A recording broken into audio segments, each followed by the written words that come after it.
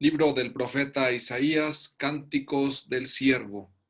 Vamos a reflexionar sobre uno de los pasajes más importantes del libro del profeta Isaías, que se encuentran precisamente en el llamado Deutero-Isaías, o segundo Isaías, que abarca de los capítulos 40 al 55, también conocido como libro de la consolación.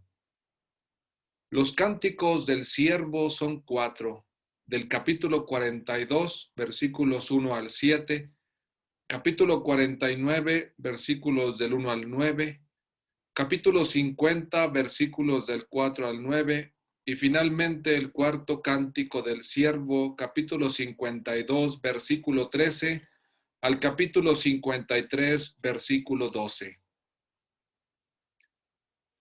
Vamos a analizar en primer lugar la evolución de la figura del siervo. Cuando uno lee los 4 cánticos del siervo, se da cuenta de que hay una evolución en este personaje. De un siervo identificado, por ejemplo, en el capítulo 41, versículos 8 y 9, o en el capítulo 42, versículos del 19 al 22, o el 24, o el capítulo 43, versículo 10, donde se identifica a este siervo. Finalmente terminamos con un personaje anónimo en el cuarto cántico del siervo.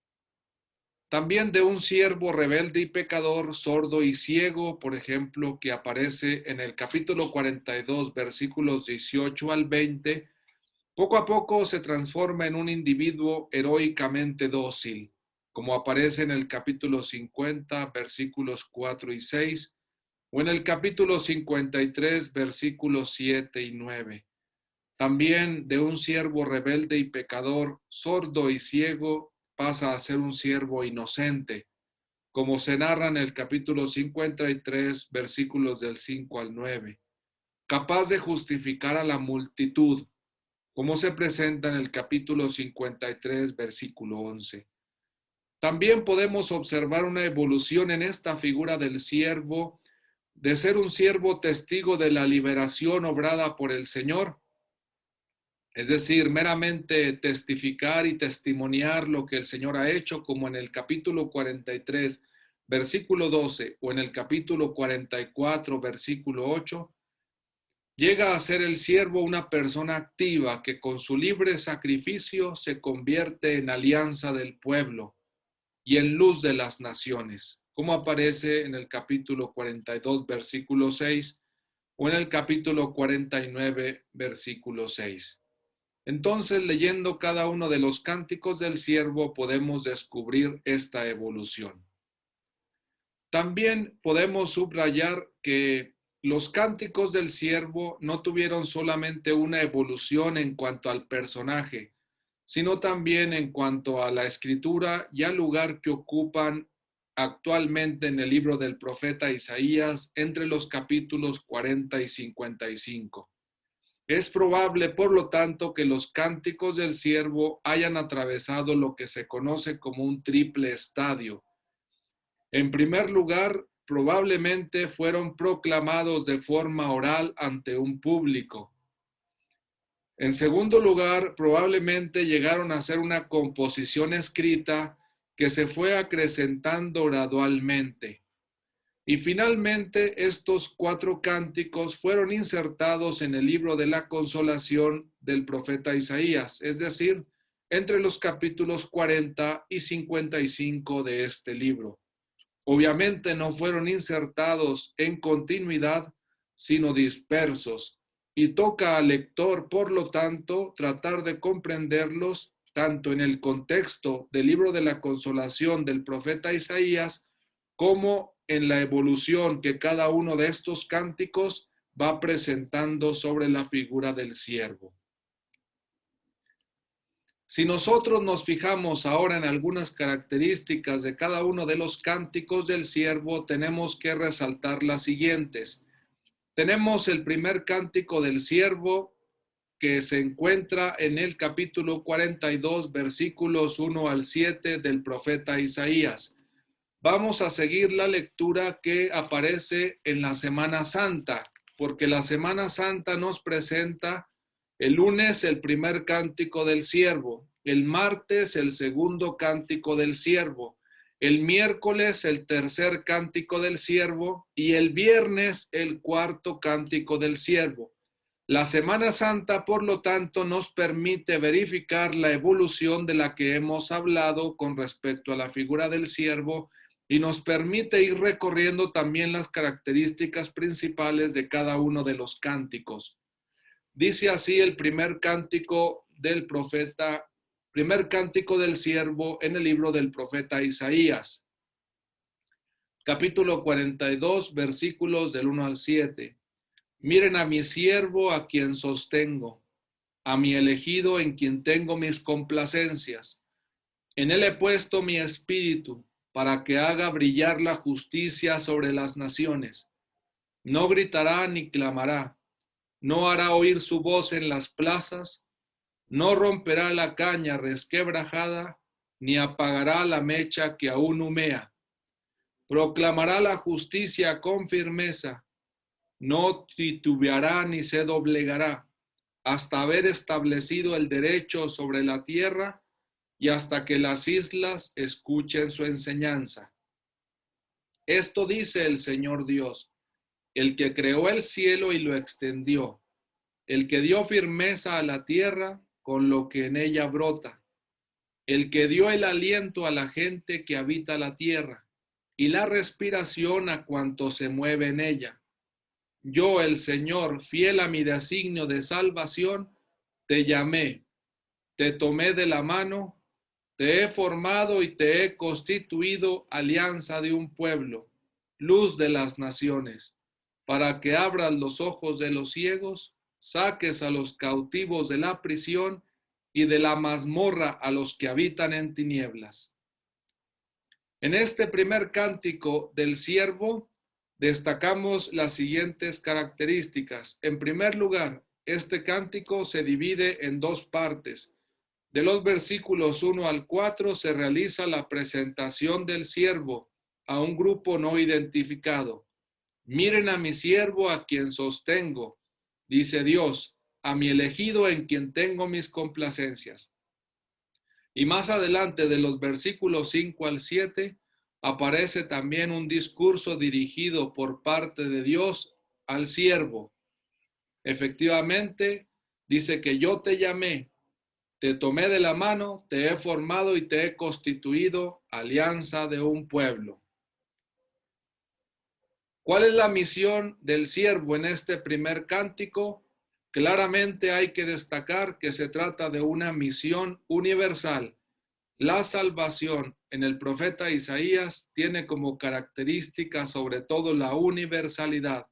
Todos están llamados a la salvación, no solo el pueblo de Israel, sino todas las gentes y las islas, como aparece en los versículos 1 y 4. Se trata, por lo tanto, de una misión universal. Miren a mi siervo, a quien sostengo, a mi elegido, en quien tengo mis complacencias. En él he puesto mi espíritu para que haga brillar la justicia sobre las gentes, sobre las naciones. Se inaugura de esta forma la misión que la Iglesia celebra y realiza a todas las naciones. De ahí también el nombre que lleva uno de los decretos más importantes del Concilio Vaticano II, Ad Gentes, precisamente para referirse a la misión universal y a la llamada a la salvación que Dios dirige a todos los pueblos. Hay una triple acción de Dios que aparece en este primer cántico del siervo. Yo, el Señor, fiel a mi designio de salvación, te llamé. Te llamé en justicia, acentúa el texto. Te llamé en justicia, es decir, te llamé en salvación. Te llamé en fidelidad. Te llamé con firmeza. Te llamé y no me retractaré. La vocación de este siervo está en íntima relación con Dios y Dios sostendrá esta vocación hasta el fin de los tiempos. Te tomo de la mano, efectivamente, para manifestar también una vinculación especial entre Dios y su siervo, como sucedía también entre Dios y los reyes. Te formo y te destino, te he formado y te he constituido alianza de un pueblo. El siervo no solamente aparece relacionado con la creación de Dios, te formé, sino también como un don para su pueblo, como un don para las naciones. Te destino, te doy, te entrego, te he constituido alianza de un pueblo, luz de las naciones. Todo esto se podrá apreciar con mayor detenimiento en la lectura que proponemos para esta clase, que aparecerá en la bibliografía final. Si pasamos al segundo cántico del siervo, que como decíamos aparece el martes de la Semana Santa, escuchamos lo siguiente: escúchenme islas, pueblos lejanos, atiéndanme. El Señor me llamó desde el vientre de mi madre. Cuando aún estaba yo en el seno materno, Él pronunció mi nombre. Hizo de mi boca una espada filosa, me escondió en la sombra de su mano, me hizo flecha puntiaguda, me guardó en su aljaba y me dijo: Tú eres mi siervo Israel, en ti manifestaré mi gloria. Entonces yo pensé: en vano me he cansado, inútilmente he gastado mis fuerzas. En realidad mi causa estaba en manos del Señor, mi recompensa la tenía mi Dios. Ahora habla el Señor, el que me formó desde el seno materno, para que fuera su servidor, para hacer que Jacob volviera a él y congregara a Israel en torno suyo. Tanto así me honró el Señor, y mi Dios fue mi fuerza. Ahora pues, dice el Señor, es poco que seas mi siervo, solo para restablecer a las tribus de Jacob y reunir a los sobrevivientes de Israel. Te voy a convertir en luz de las naciones para que mi salvación llegue hasta los últimos rincones de la tierra. Podemos observar en este segundo cántico que aparecen características semejantes a las del primero. Sin embargo, hay una diferencia fundamental. Ahora la llamada al siervo se remonta hasta el momento del nacimiento e incluso anterior al nacimiento. El Señor me llamó desde el vientre de mi madre. Cuando aún estaba yo en el seno materno, Él pronunció mi nombre. Y en ese sentido aparece una reflexión interesante al respecto. Hay un célebre dicho de un filósofo que acentúa: pienso, luego existo. Sin embargo, en este segundo cántico del siervo se podría experimentar una variación. Soy pensado, luego existo. Soy pensado por Dios, soy formado por Dios, luego existo. La vinculación y la llamada, por lo tanto, de este siervo nace y se forja desde el vientre de su madre. A este respecto, por lo tanto, podemos decir que de forma biográfica el siervo está vinculado y llamado antes incluso de toda posibilidad de elección. Más que acentuar su propia elección, su propio pensamiento, su propia acción, se acentúa sobre todo el pensamiento, la acción y la llamada de Dios. Contrasta también en este sentido cómo es posible que, si bien es cierto que Dios está presente desde el vientre de su madre, desde el vientre de la madre del siervo, aún así experimenta durante la vida precisamente todo lo contrario. Llama la atención en este segundo cántico del siervo que aparecen rasgos de negatividad, de sufrimientos y de muerte que se acentuarán conforme vayamos avanzando en los otros cánticos, como en el tercero o en el cuarto, donde claramente hace la aparición el sufrimiento y el dolor. Sin embargo, ya aquí podemos darnos cuenta que la misión del siervo no es nada fácil, es difícil. En vano me he cansado, inútilmente he gastado mis fuerzas. La misión realizada por el siervo se le presenta como un malogro, un fracaso, una pérdida de energías. Esto siempre ha llamado la atención de todos los lectores. Sorprende cómo el siervo experimenta su misión. No ahorra las palabras para expresar que inútilmente ha gastado sus fuerzas. y dice de todas maneras, aunque lo consuela la certeza de haber trabajado por el Señor. En realidad mi causa estaba en manos del Señor, mi recompensa la tenía mi Dios. De alguna forma se puede establecer una relación entre la oscuridad del vientre de su madre, donde él recibe todo de parte de ella y recibe también todo de parte de Dios.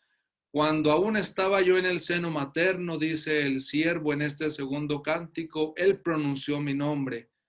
De tal forma que él está convencido que lo más importante está en realidad en manos del Señor.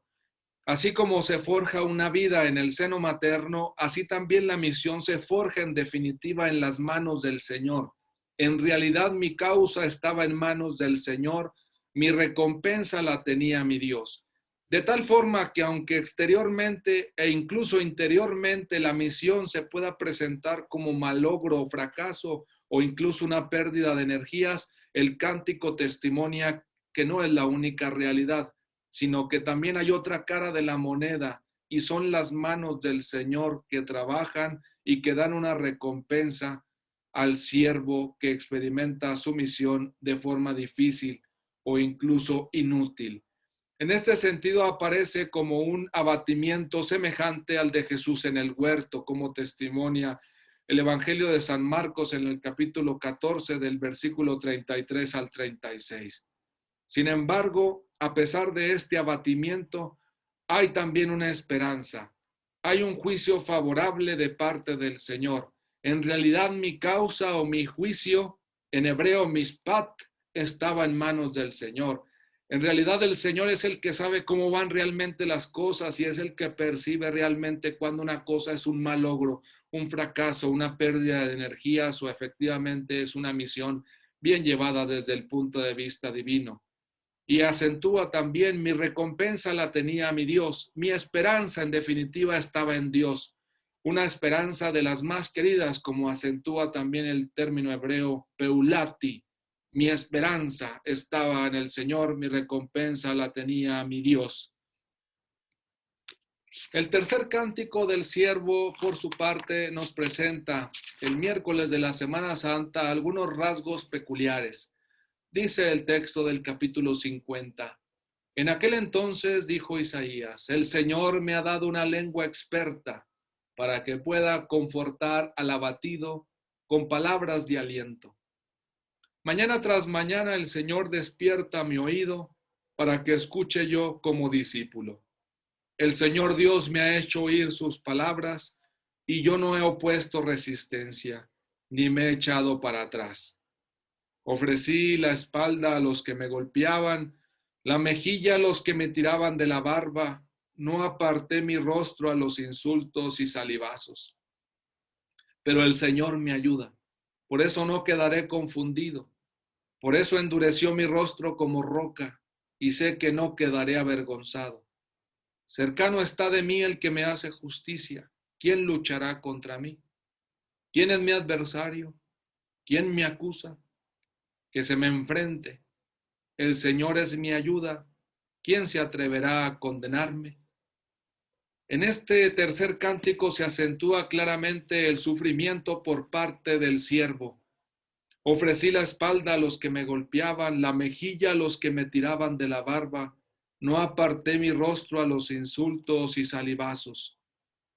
A diferencia del sufrimiento de los salmos, en los que únicamente permanece en el justo e incluso muchas veces es un sufrimiento que se ha superado y del que se le da gracias a Dios porque lo ha librado del sufrimiento. Aquí tenemos un sufrimiento presente, un sufrimiento que se está experimentando. Ofrecí la espalda a los que me golpeaban, la mejilla a los que me tiraban de la barba. No aparté mi rostro a los insultos y salivazos. Y al mismo tiempo reconoce que el Señor lo ayuda, pero el Señor me ayuda, por eso no quedaré confundido. Por eso endureció mi rostro como roca y sé que no quedaré avergonzado. Cercano está de mí el que me hace justicia. ¿Quién luchará contra mí? El Señor es mi ayuda. ¿Quién se atreverá a condenarme? Es verdad que en los salmos se experimenta también el sufrimiento, pero se acentúa sobre todo la acción de gracias. Aquí se destaca sobre todo la ayuda del Señor, pero también los fuertes sufrimientos que se experimentan. Es muy difícil inclinar la balanza hacia el gozo. Es muy difícil descubrir en este cántico que todo se ha solucionado. Cercano está de mí el que me hace justicia. El Señor es mi ayuda. Se acentúa una y otra vez, como pidiendo y anhelando que el Señor conceda la fuerza para soportar los sufrimientos. También hay una diferencia con el sufrimiento de Job, porque efectivamente no hay un reclamo del sufrimiento hacia Dios, no hay demasiadas preguntas, no queda todo en una lucha interna y también no se acentúa sobre todo que con el sufrimiento se pueda aprender algo, el sufrimiento del que se saca una lección. Aquí más bien la balanza está muy equilibrada, se ofrece la espalda a los que golpean, la mejilla a los que tiran de la barba, no se aparta el rostro a los insultos y salivazos, y al mismo tiempo se dice el Señor me ayuda, el Señor es mi ayuda, ¿quién se atreverá a condenarme? Hay sufrimiento y hay ayuda de parte de Dios, pero ambas cosas permanecen. Por eso endureció mi rostro como roca. Aquí es donde se puede establecer un cierto equilibrio. No aparté mi rostro a los insultos y salivazos. Por eso endureció mi rostro como roca. Se soporta el sufrimiento y se avanza en el sufrimiento porque el Señor ayuda. Y en este sentido se puede reconocer que el sufrimiento del siervo está estrechamente vinculado a su papel de mediador de la palabra. El siervo dice al inicio de este tercer cántico, el Señor me ha dado una lengua experta para que pueda confortar al abatido con palabras de aliento. ¿Cómo conforta al abatido este siervo? Con palabras de aliento. ¿Y a qué se refieren estas palabras de aliento? No se refieren solamente a palabras dichas o expresadas, sino también al propio testimonio del siervo, que sufriendo y soportando los golpes, sufrimientos, insultos y salivazos, sigue transmitiendo y dando un mensaje. De ahí que ya se vaya perfilando una lectura cristológica de este tercer cántico. No solo se conforta al abatido con palabras de aliento, también se conforta al abatido sufriendo, y en este sentido empezará a manifestarse el sufrimiento de Jesús y su muerte en cruz como el aliento y el consuelo más importante que puede dar Dios a todo aquel que sufre, a todo aquel que experimenta golpes, insultos y salivazos, enfermedad y muerte. El cuarto cántico del siervo es el que aparece el viernes de la Semana Santa.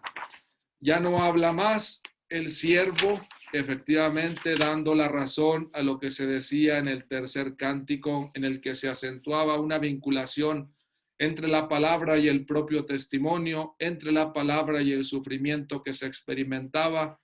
Y entonces este cuarto cántico lleva a plenitud todo lo que los otros tres habían mencionado.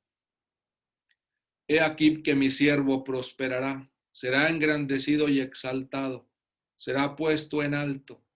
Muchos se horrorizaron al verlo, porque estaba desfigurado su semblante, que no tenía ya aspecto de hombre. Pero muchos pueblos se llenaron de asombro. Ante él los reyes cerrarán la boca, porque verán lo que nunca se les había contado y comprenderán lo que nunca se habían imaginado. ¿Quién habrá de creer lo que hemos anunciado? ¿A quién se le revelará el poder del Señor? Creció en su presencia como planta débil, como una raíz en el desierto. No tenía gracia ni belleza. No vimos en él ningún aspecto atrayente.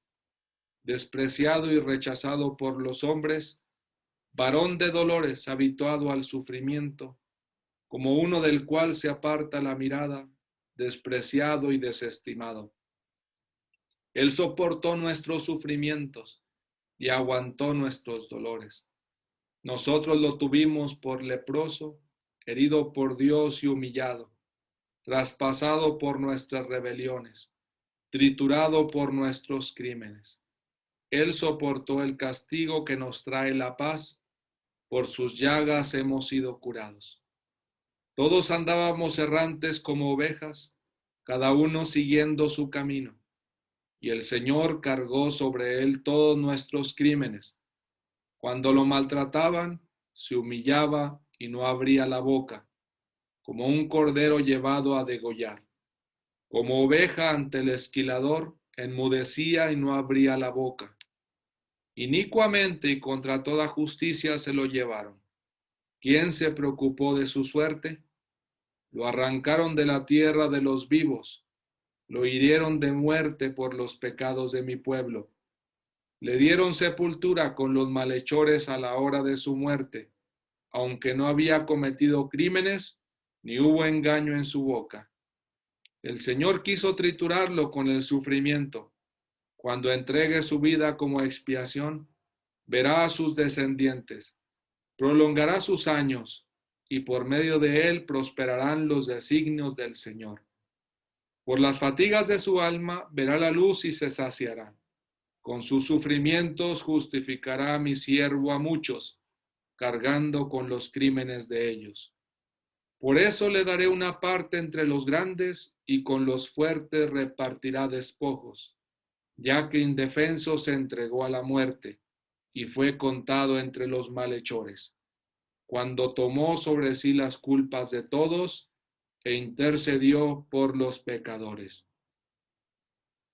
Innumerable riqueza la de este cuarto cántico del siervo, innumerables las interpretaciones, innumerables también los frutos que podemos obtener de su lectura y meditación, y especialmente en el contexto eclesial, en el contexto litúrgico del Viernes Santo. Nosotros nos fijamos en esta clase en el nosotros, porque hay un nosotros que descubre algo importante en este cuarto cántico del siervo. Hay un nosotros que pasa de la ignorancia al conocimiento, hay un nosotros que experimenta una anagnórisis, y en este caso una anagnórisis salvífica, una anagnórisis que conforta, una anagnórisis que hace caminar con los sufrimientos, porque efectivamente ya el siervo se hace cargo de los propios sufrimientos. Él soportó nuestros sufrimientos, aguantó nuestros dolores. Lo nuestro, Él lo soporta. Nuestros dolores, Él los aguanta. No solo los nuestros, que ya es importante. El nosotros representa efectivamente a un grupo de testigos de la humillación y de la exaltación, pero es un nosotros llamado a ampliarse a todo el mundo. Por eso termina este cuarto cántico del siervo. El nosotros va a proclamar efectivamente que fue contado entre los malhechores y tomó sobre sí las culpas de todos. Ya no solamente el nosotros reconoce en el siervo los propios sufrimientos y los propios dolores, sino que está convencido, un grupo de testigos de la humillación y de la exaltación, está convencido de que tomó sobre sí las culpas de todos e intercedió por los pecadores. Ya no hay grupo privilegiado de la salvación, ya no hay alianza estrecha de salvación. El cuarto cántico del siervo presenta nuevamente, como lo había iniciado el primer cántico del siervo, una perspectiva universal de salvación. Y efectivamente la lectura mesiánica y cristológica lleva a plenitud este cuarto cántico y lo hace carne propia. Efectivamente Jesús, el Señor, con su muerte y resurrección, tomó sobre sí las culpas de todos e intercedió por los pecadores. Bibliografía recomendada para esta clase de los cánticos del siervo del profeta Isaías, el libro de Marconcini, el libro de Isaías, capítulos 40 al 66, editorial Ciudad Nueva, Madrid, 1999.